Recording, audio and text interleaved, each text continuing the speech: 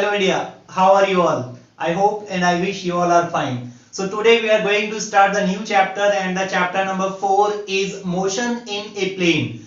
Last chapter, I mean chapter number 3, we had studied motion in a straight line. In that particular chapter, what we had studied? Only the one coordinate of the motion, only the one coordinate of the object will change. Another coordinates will not change.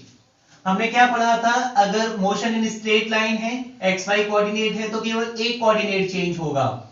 जैसे यहां x coordinate change हो रहा है x1 y और x2 y.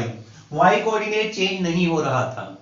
कब? Motion in a straight line में. लेकिन अब हम पढ़ेंगे motion in a plane. Motion in a plane में क्या है? ऑब्जेक्ट की जो मोशन है वो एक प्लेन के अंदर होगी और प्लेन के अंदर होने का मतलब उसके कोई भी दो कोऑर्डिनेट्स निश्चित रूप से चेंज होंगे. पहला कोऑर्डिनेट x1 y1, दूसरा कोऑर्डिनेट x2 y2. तो यहाँ पे x और y दोनों ही कोऑर्डिनेट चेंज हुए हैं. तो अब हम motion in a plane study करने जा रहे हैं. तो जो फिजिकल क्वांटिटीज होती हैं, जो जितनी भी फिजिकल क्वांटिटीज है, उन्हें दो पार्ट्स में डिवाइड किया गया है. एक तो होता है स्केलर क्वांटिटीज और दूसरी होती है वेक्टर क्वांटिटीज. आप जानते हैं स्केलर क्वांटिटीज क्या होती हैं? स्केलर क्वांटिटीज ऐसी क्वांटिटीज होती हैं जिनको बताने के लिए केवल मैग्नीट्यूड की ही जरूरत होती है, डायरेक्शन बताने की जरूरत नहीं होती. जैसे डिस्टेंस, यहां से दिल्ली की डिस्टेंस 200 किलोमीटर, किस डायरेक्शन में, इससे हमें कोई मतलब नहीं, केवल हमें मैग्नीट्यूड चाहिए. तो स्केलर क्वांटिटीज के क्या होती हैं? Only magnitude and no direction. केवल मैग्नीट्यूड की जरूरत होती है, डायरेक्शन की जरूरत नहीं होती है. किसके लिए? स्केलर क्वांटिटीज को बताने के लिए. एग्जांपल्स हम देख सकते हैं. स्केलर क्वांटिटीज के डिस्टेंस है जिसको बताने के लिए हमें केवल मैग्नीट्यूड चाहिए, डायरेक्शन की जरूरत नहीं होती. मास को बताने के लिए अगर किसी पर्सन का मास पूछा जा रहा है 45 केजी एग्जांपल के लिए, तो उस मास को बताने के लिए आपको डायरेक्शन की जरूरत नहीं है. ऐसे ही टाइम पूछा जा रहा है, टाइम मान लीजिए 5 आवर्स, तो उसको बताने के लिए भी आपको डायरेक्शन की जरूरत नहीं है. वॉल्यूम को बताने के लिए भी आपको डायरेक्शन की जरूरत नहीं है. तो ये सारे के सारे एग्जांपल हैं स्केलर क्वांटिटीज के. इसके अलावा बहुत सारे एग्जांपल और भी हो सकते हैं. किसके? स्केलर क्वांटिटीज के. Only magnitude required, no direction required. लेकिन अगर हम बात करें दूसरे टाइप की फिजिकल क्वांटिटीज की, पहली हो गई स्केलर क्वांटिटीज, दूसरी होती है वेक्टर क्वांटिटीज. बेसिक ज्ञान आपको इसके बारे में है, थोड़ा सा और हम डिस्कस कर लेते हैं. वेक्टर क्वांटिटीज ऐसी क्वांटिटीज होती हैं जिनका मैग्नीट्यूड तो रिक्वायर्ड है ही, मैग्नीट्यूड तो चाहिए ही, प्लस में डायरेक्शन भी रिक्वायर्ड होती है. These are the physical quantities which are having magnitude as well as direction. Magnitude direction दोनों होते हैं, दोनों को बताना पड़ेगा, दोनों चाहिए. एग्जांपल के लिए डिस्प्लेसमेंट. अगर मैं कहूं displacement is equal to 5 kilometre, तो बच्चा ये बात कंप्लीट नहीं है. बात कब तक कंप्लीट नहीं होगी? जब तक मैं इसकी डायरेक्शन नहीं बताता. जैसे एग्जांपल के लिए displacement is equal to 5 kilometre. This is incomplete. इसका कोई सेंस नहीं है, गलत है ये, क्योंकि डिस्प्लेसमेंट एक वेक्टर क्वांटिटी है और इसमें मैग्नीट्यूड के साथ साथ डायरेक्शन भी चाहिए. अगर मैं 5 किलोमीटर इन एक्स एक्सिस बोल रहा हूं, now the sentence is complete.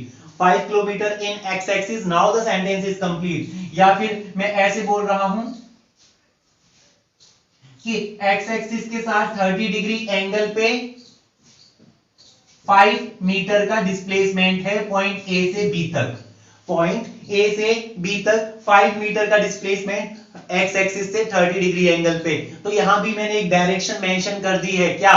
x axis से 30 डिग्री एंगल पे. तो वेक्टर क्वांटिटीज ऐसी क्वांटिटीज होती हैं जिनको बताने के लिए भैया मैग्नीट्यूड चाहिए, साथ में डायरेक्शन भी चाहिए. अगर डायरेक्शन नहीं बता रहा है तब तक सेंटेंस कंप्लीट नहीं होगा, वेक्टर क्वांटिटीज उन्हें नहीं माना जाएगा. तो इसके भी एग्जांपल आप देख सकते हैं. एक एग्जांपल आप देख रहे हैं डिस्प्लेसमेंट, दूसरा एग्जांपल आप देख सकते हैं velocity, next one is acceleration, torque, और भी बहुत सारे एग्जांपल इसके पॉसिबल हैं। डिस्प्लेसमेंट, इसको बताने के लिए डायरेक्शन चाहिए। वेलोसिटी भी डायरेक्शन के बिना इनकम्प्लीट है। एक्सेलरेशन को बताने के लिए भी डायरेक्शन चाहिए। और टॉर्क, टॉर्क को बताने के लिए भी, टॉर्क को डिस्कस करने के लिए भी डायरेक्शन चाहिए। टॉर्क क्या होता है इसके बारे में हम बाद में बात करेंगे। किसी ऑब्जेक्ट को घुमाना ही कहलाता है टॉर्क। तो आगे जो अब हम डिस्कस करने जा रहे हैं वो है representation of A vector. Vector की हमने बात कर ली, जिसमें मैग्नीट्यूड भी होना चाहिए, डायरेक्शन भी होनी चाहिए। इनका रिप्रेजेंटेशन कैसे किया जाता है, कैसे इनको लिखेंगे, कैसे इनको बनाएंगे, इसके बारे में अब हम डिस्कस करने जा रहे हैं। सबसे पहले तो जो वेक्टर क्वांटिटीज होती हैं उनका सिंबल जब हम लिखते हैं तो उसके ऊपर एरो लगा देते हैं। जैसे डिस्प्लेसमेंट अगर हमें लिखना है, डिस्प्लेसमेंट अगर हमें लिखना है तो ऐसे लिखा जाएगा। इसको बोलते हैं एरो हेड, एरो हेड इसको बोलते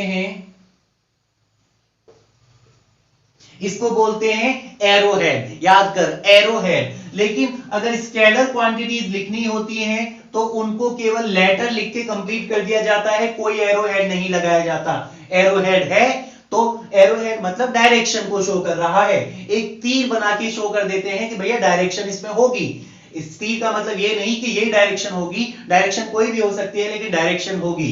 तो वेक्टर क्वांटिटीज को रिप्रेजेंट करने के लिए लेटर के ऊपर क्या लगा दिया जाता है, एरो हेड। और स्केलर क्वांटिटीज को रिप्रेजेंट करने के लिए उनके ऊपर कोई एरो हेड नहीं लगाया जाता, क्योंकि स्केलर क्वांटिटीज में कोई डायरेक्शन नहीं होती। रिप्रेजेंटेशन ऑफ ए वेक्टर जो है मेरा टॉपिक है। अब मैं बात करूंगा कैसे रिप्रेजेंट करेंगे किसी वेक्टर को। जैसे मुझसे कहा जा रहा है force is equal to 5 newton in y axis. How I will make this vector. मैं इस वेक्टर को कैसे बनाऊंगा, नोटबुक के ऊपर या बोर्ड के ऊपर या जहां भी बनाना है। 5 न्यूटन इन y एक्सिस, तो हम क्या करते हैं, 5 न्यूटन। एक काम कर स्केल मान ले, स्केल मान 1 न्यूटन को 1 सेंटीमीटर कर ले। ओके, तो 5 न्यूटन कितना हो जाएगा सर, 5 न्यूटन हो जाएगा 5 सेंटीमीटर। किस डायरेक्शन में बनाना है, y एक्सिस में। तो एक काम कर, एक्स वाई कोऑर्डिनेट खींच लिए, x axis y axis. Okay, 5 newton किसके बराबर है, 5 सेंटीमीटर के बराबर। तो स्केल में 5 सेंटीमीटर की लेंथ भर ली और y एक्सिस में एरो बना दिया। मान ले यहां से स्टार्ट किया तूने और यहां से यहां तक ये हो गया 5 सेंटीमीटर। तो इस वेक्टर की जो लेंथ है, इस एरो की जो लेंथ है वो रिप्रेजेंट करती है मैग्नीट्यूड को। लेंथ रिप्रेजेंट करती है मैग्नीट्यूड को। ओके, एक बात कंप्लीट हो गई। डायरेक्शन, ये एरो की जो डायरेक्शन है, जिस तरफ ये एरो है, जिस तरफ इसका इंडिकेशन है, वो डायरेक्शन को रिप्रेजेंट करता है। तो एरो क्या रिप्रेजेंट करता है, डायरेक्शन को। तो हो गई दोनों बातें कंप्लीट, मैग्नीट्यूड भी हो गया, डायरेक्शन भी हो गई। एरो की जो लेंथ है मैग्नीट्यूड को रिप्रेजेंट करती है, एरो की जो डायरेक्शन है वो रिप्रेजेंट करती है किस तरफ ये वेक्टर है, डायरेक्शन इस वेक्टर की क्या है। जैसे मैं दो वेक्टर बना रहा हूं, एक ये, क्योंकि दूसरे वेक्टर की लेंथ ज्यादा है। मान ली ये वेक्टर ए है और दूसरा वेक्टर बी है, क्योंकि दूसरे वेक्टर की लेंथ ज्यादा है, हालांकि दोनों की डायरेक्शन सेम है, तो मैं कह सकता हूं दूसरे वेक्टर का मैग्नीट्यूड ज्यादा होगा। क्यों, क्योंकि दूसरे वेक्टर की लेंथ ज्यादा है और जो वेक्टर है उसकी लेंथ क्या रिप्रेजेंट करती है, मैग्नीट्यूड को। तो वापस से ध्यान कर, सुन ले मेरी बात। जो स्केल हम मानते हैं, जैसे हमने 1 newton is equal to 1 centimetre मान लिया, तो 5 newton is equal to 5 centimetre हो जाएगा। तो 5 सेंटीमीटर लेंथ का एक एरो बना देंगे, ये क्या रिप्रेजेंट करेगा, मैग्नीट्यूड को। और जिस डायरेक्शन में एरो बना रहा है वो पर्टिकुलर डायरेक्शन होगी उस दिए गए वेक्टर की। तो मैग्नीट्यूड, डायरेक्शन दोनों यहां से हम रिप्रेजेंट कर सकते हैं। इसके अलावा अगर मैं इस पॉइंट की बात करूं जहां से वेक्टर हम स्टार्ट करते हैं, ये पॉइंट कहलाता है टेल और ये वाला पॉइंट कहलाता है हेड। ध्यान रखना है, जहां से वेक्टर स्टार्ट हो रहा है टेल पॉइंट, जहां से वेक्टर खत्म हो रहा है, जहां पे एरो आपने बनाया है actually, that point is known as head. तो टेल से हेड की तरफ वेक्टर की डायरेक्शन बनाई जाती है, टेल से हेड की तरफ। स्टार्टिंग पॉइंट टेल और एंड पॉइंट हेड कहलाता है। अब मैं दो डेफिनेशंस को डिस्कस करूंगा, दो पर्टिकुलर पॉइंट्स को डिस्कस करूंगा। पहला है पोजीशन और वेक्टर दूसरा है displacement vector, position vector and displacement vector. Position vector को पहले डिस्कस कर लेते हैं। पोजीशन वेक्टर क्या होता है, कुछ तो नाम से क्लियर ही है। It represents the position of a point with respect to the origin. नहीं आया समझ में, डायग्राम देखते हैं। मान लो ये पर्टिकुलर पॉइंट है, पॉइंट नंबर 1, तो इस पॉइंट की पोजीशन को ओरिजिन के रेस्पेक्ट में बताने वाला ये जो वेक्टर है ये कहलाता है पोजीशन वेक्टर, और मैंने इस वेक्टर को रिप्रेजेंट कर दिया है r1 से। ऐसे ही कोई दूसरा पॉइंट अगर मैं ले लेता, पॉइंट 2, इस पॉइंट की पोजीशन कोऑर्डिनेट सिस्टम के अंदर कौन से पॉइंट के रेस्पेक्ट में, ओरिजिन के रेस्पेक्ट में बताने वाला वेक्टर कहलाता पोजीशन वेक्टर। पॉइंट 1 का पोजीशन वेक्टर, ऐसे ही पॉइंट 2 का पोजीशन वेक्टर। तो डिफाइन कैसे करेगा, डिफाइन कैसे करेगा पोजीशन वेक्टर को, it is a vector which represents the position of a point with respect to the origin। Definition लिख ले, सो इसकी डेफिनेशन देख ले। It position vector is a vector which represents the position of a point with respect to the origin। किसी point की position को बताने वाला वेक्टर किसके रेस्पेक्ट में, ओरिजिन के रेस्पेक्ट में, क्या कहलाता है, position vector. And the next one is displacement vector, दूसरा है डिस्प्लेसमेंट। तो अभी क्या है, एक पॉइंट से दूसरे पॉइंट के लिए, एक पॉइंट से दूसरे पॉइंट के लिए अगर डिस्प्लेसमेंट हुआ है, एक पॉइंट से दूसरे पॉइंट तक जो भी डिस्प्लेसमेंट हुआ है, उस डिस्प्लेसमेंट को बताने वाला जो वेक्टर है वो कहलाता है displacement vector. We are talking about the displacement vector. Definition इसकी हम लिख सकते हैं, सो हम इसकी डेफिनेशन देख सकते हैं। It represents the displacement of an object from one point two other. एक पॉइंट से दूसरे पॉइंट तक जो डिस्प्लेसमेंट हुआ है दिए गए कोऑर्डिनेट सिस्टम के अंदर, यही जो डिस्प्लेसमेंट है यही कहलाता है displacement vector. How to write it, we will write down. कहां से डिस्प्लेसमेंट वेक्टर को d से रिप्रेजेंट कर रहा हूं मान लीजिए, या फिर r से रिप्रेजेंट कर देते हैं। तो कहां से हुआ है, 1 से कहां तक हुआ है डिस्प्लेसमेंट, 2 तक। तो डिस्प्लेसमेंट वेक्टर को रिप्रेजेंट करेंगे, डिस्प्लेसमेंट कहां से, 1 से 2 तक। So displacement vector will be represented like r12। How to write down, what is the formula, we can write down the r12 as, अगर डिस्प्लेसमेंट वेक्टर का फॉर्मूला बनाना है पोजीशन वेक्टर के टर्म्स में, कैसे, पहले पॉइंट का पोजीशन वेक्टर पता है वेक्टर r1, दूसरे पॉइंट का पोजीशन वेक्टर पता है वेक्टर r2। अब मुझे डिस्प्लेसमेंट वेक्टर 1 से 2 तक का निकालना है r12। तो displacement vector is equal to होता है, कहां गया है फाइनली 2 पर, तो पॉइंट 2 का पोजीशन वेक्टर कहां से चला था, 1 से, तो माइनस पॉइंट 1 का position vector.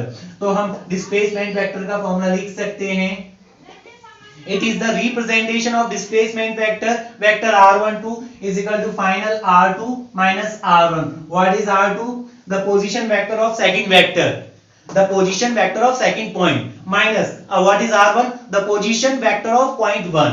so this is the formula of displacement vector। as well we can represent the displacement vector at the given diagram also। so this is vector r12। That's all. So we are going to study the polar and axial vectors। So first of all we will discuss the polar vectors। polar vectors ये ऐसे vectors होते हैं जिनका starting point हमेशा होता है, starting point हमेशा होना चाहिए, और या फिर कह सकते हैं कि इनका पॉइंट ऑफ एप्लीकेशन, मतलब जहां से हम अप्लाई कर रहे हैं, जैसे कि फोर्स को, मान लीजिए ये कोऑर्डिनेट सिस्टम है, यहाँ पे कोई ऑब्जेक्ट है, मैंने इस पे फोर्स लगाया, ये ऑब्जेक्ट यहां तक पहुंची है पॉइंट 1 से पॉइंट 2 तक। तो this point is known as point of application, जहां से हमने चीजों को अप्लाई किया है। तो ये ऐसे वेक्टर होते हैं, कौन से वेक्टर्स, पोलर वेक्टर्स। कैसे वेक्टर होते हैं, जिनका स्टार्टिंग पॉइंट या फिर पॉइंट ऑफ एप्लीकेशन होता है। Polar vectors are vectors which are having the starting point या फिर और point of application। एग्जाम्पल,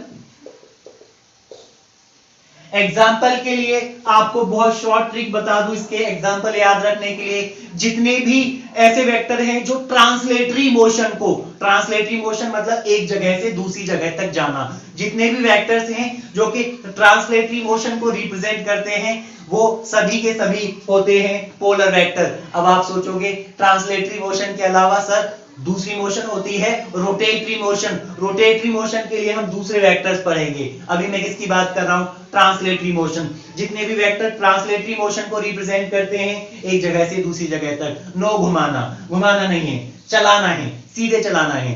तो जितने भी वेक्टर्स सीधी मोशन को ट्रांसलेटरी मोशन को रिप्रेजेंट करते हैं वो सारे के सारे कहलाते हैं पोलर वेक्टर्स। क्या कहलाते हैं, पोलर वेक्टर्स। तो एग्जांपल के लिए डिस्प्लेसमेंट हो जाता है, वेलोसिटी हो जाता है, एक्सेलरेशन हो जाता है।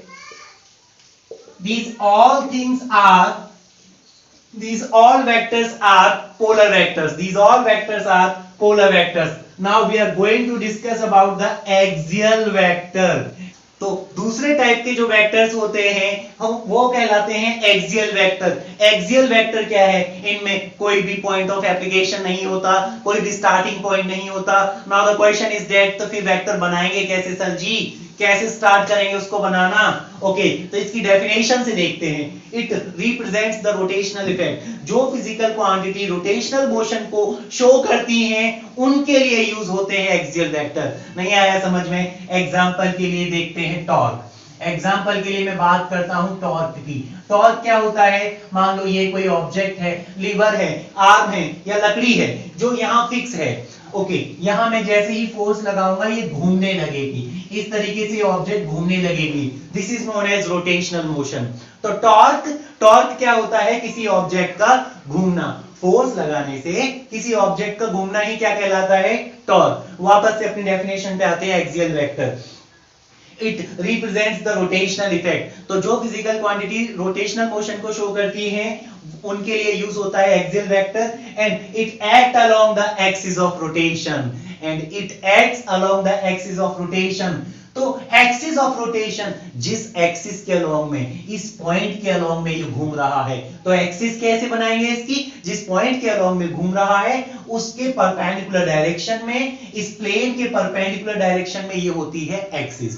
एग्जांपल के लिए एक स्क्रू, पेच ले लेते हैं। टॉर्क की डायरेक्शन नहीं आई समझ में, अभी आ जाएगी। एक स्क्रू ले लेते हैं, पेच ले लेते हैं। अगर इस पेच को ऐसे घुमाऊंगा तो पेच जो है अंदर की डायरेक्शन में जाएगा। अगर मैं ऐसे करके क्लॉकवाइज डायरेक्शन में घुमाऊंगा तो पेच अंदर की डायरेक्शन में जाएगा और वही हो जाएगी टॉर्क की डायरेक्शन। टॉर्क क्या हो जाएगा, इनसाइड डायरेक्शन में, टॉर्क हो जाएगा इनसाइड डायरेक्शन। तो अब मुझे थोड़ी सी नॉलेज मिल रही है, डायरेक्शंस का थोड़ी सी ज्ञान मिल रहा है कि हाँ डायरेक्शन जो होगी अंदर की तरफ होगी। बनाना कहां से स्टार्ट करोगे, इसके सेंटर से, जहां जिस पॉइंट के अराउंड में ये ऑब्जेक्ट घूम रही है। इसका एक्सिस क्या हो जाएगा, ये हो जाएगा इसका एक्सिस। तो एक्सिस के अलोंग इनसाइड या आउटसाइड दो डायरेक्शन हो सकती हैं, लेकिन अगर क्लॉकवाइज डायरेक्शन घूम रहा है तो इनसाइड। इसके अलावा अगर हम दिए गए स्क्रू को एंटी क्लॉकवाइज डायरेक्शन में रोटेट कराते हैं, एंटी क्लॉकवाइज डायरेक्शन में रोटेट कराएंगे तो वही स्क्रू बाहर की तरफ आता है, तो उस टाइम डायरेक्शन जो हो जाएगी टॉर्क की वो आउटसाइड हो जाएगी, बनाना कहां से स्टार्ट करेंगे, यहां से। कौन से पॉइंट से, जिस पॉइंट के अराउंड में ऑब्जेक्ट घूम रही है। और एक्सिस क्या होगी, ये हो जाएगी इसकी एक्सिस, जिस प्लेन में ऑब्जेक्ट घूम रही है उसके परपेंडिकुलर डायरेक्शन में हो जाएगी एक्सिस। अब डायरेक्शन ऐसे भी याद रख सकते हो कि क्लॉकवाइज के लिए इनसाइड और एंटी क्लॉकवाइज के लिए आउटसाइड। लिख लेना, क्लॉकवाइज के लिए इनसाइड, एंटी क्लॉकवाइज के लिए आउटसाइड। या फिर इसके अलावा जो डायरेक्शन है, डायरेक्शन जो होगी दिए गए एक्सियल वेक्टर की जो डायरेक्शन होगी वो हम राइट हैंड रूल से भी फाइंड आउट कर सकते हैं। This is the right hand rule, जो आपने क्लास 10 इलेक्ट्रिसिटी वाले चैप्टर में पढ़ा होगा।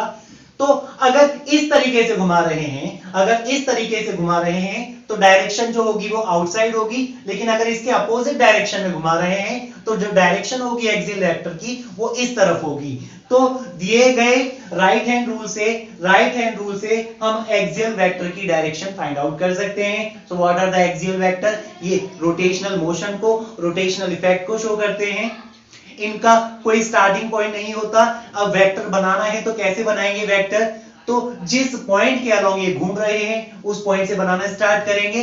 किस तरफ, कौन सी डायरेक्शन में? उसकी जो डायरेक्शन होगी वो राइट हैंड रूल से फाइंड आउट कर ली जाएगी, क्योंकि ये इस तरफ घूम रहा है क्लॉकवाइज डायरेक्शन में, तो डायरेक्शन इनसाइड, और अगर एंटी क्लॉकवाइज डायरेक्शन घूम रहा है तो आउटसाइड। ये आप राइट हैंड रूल से फाइंड आउट कर सकते हैं। इसके एग्जांपल के लिए टॉर्क या फिर एंगुलर वेलोसिटी,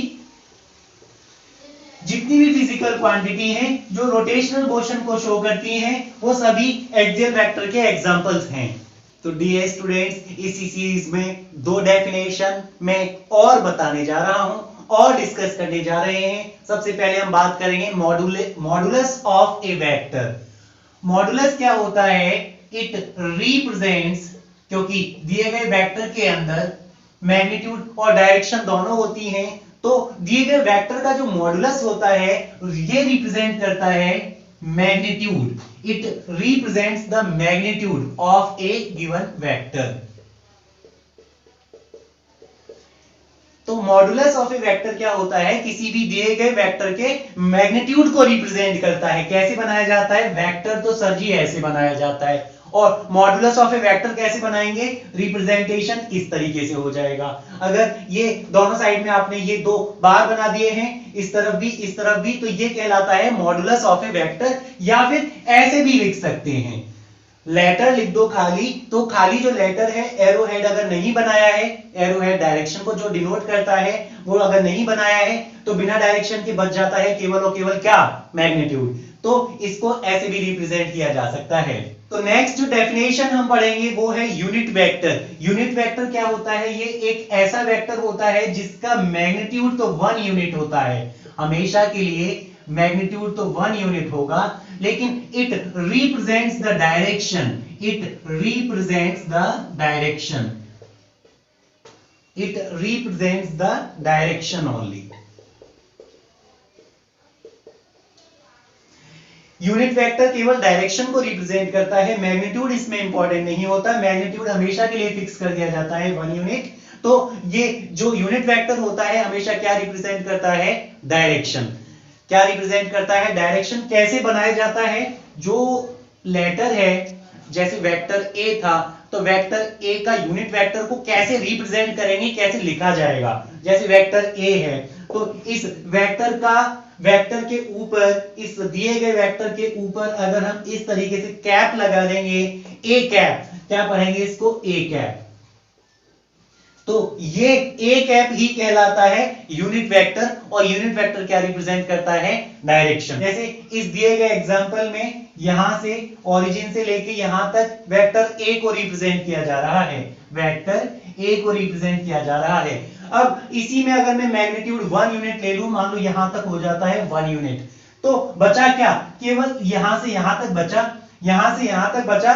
तो ये क्या रिप्रेजेंट कर रहा है? ये एरो केवल डायरेक्शन को रिप्रेजेंट कर रहा है। मैग्नीट्यूड, पूरे वेक्टर के मैग्नीट्यूड को, पूरे वेक्टर के मैग्नीट्यूड को ये वेक्टर नहीं बता पा रहा है, तो यही कहलाता है यूनिट वेक्टर। यूनिट वेक्टर जिसका खुद का मैग्नीट्यूड केवल 1 होता है और केवल डायरेक्शन को रिप्रेजेंट करता है। कौन? Unit vector. क्या रिप्रेजेंट करता है? डायरेक्शन को। क्या नहीं बताता है? मैग्नीट्यूड। अपना खुद का मैग्नीट्यूड हमेशा के लिए कितना फिक्स कर दिया जाता है? इसका 1 यूनिट। कैसे रिप्रेजेंट कर दिया जाता है? दिए गए जो वेक्टर है उसके लेटर के ऊपर कैप लगा दो। इसको कैसे रीड करेंगे? A cap. So A cap represent the unit vector या फिर डायरेक्शन। अब मैं आपको एक बहुत इंपॉर्टेंट फॉर्मूला बता रहा हूं जो हमेशा याद रखना है, आज भी, कल भी, हमेशा के लिए। क्या? Full vector is equal to होता है, फॉर्मूला बहुत अच्छे से याद कर ले, full vector is equal to होता है magnitude into direction. Magnitude into direction. Full vector is equal to होता है, full vector is equal to होता है, वेक्टर को कैसे रिप्रेजेंट किया जाता है? वेक्टर ए।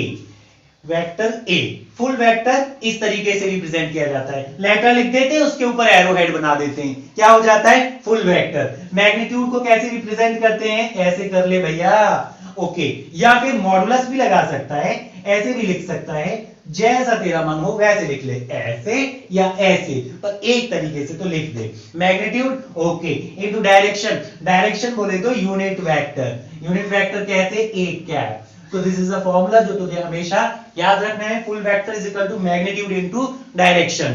तो हमने मॉडुलस ऑफ ए वेक्टर पढ़ा जो केवल मैग्नीट्यूड को बताता है, यूनिट वेक्टर पढ़ा जो केवल डायरेक्शन को बताता है, अलग अलग दोनों हमने दिए गए वेक्टर के अलग अलग टर्म्स को पढ़ लिया, मैग्नीट्यूड को बताने वाला मॉडुलस, डायरेक्शन को बताने वाला यूनिट वेक्टर। That's all.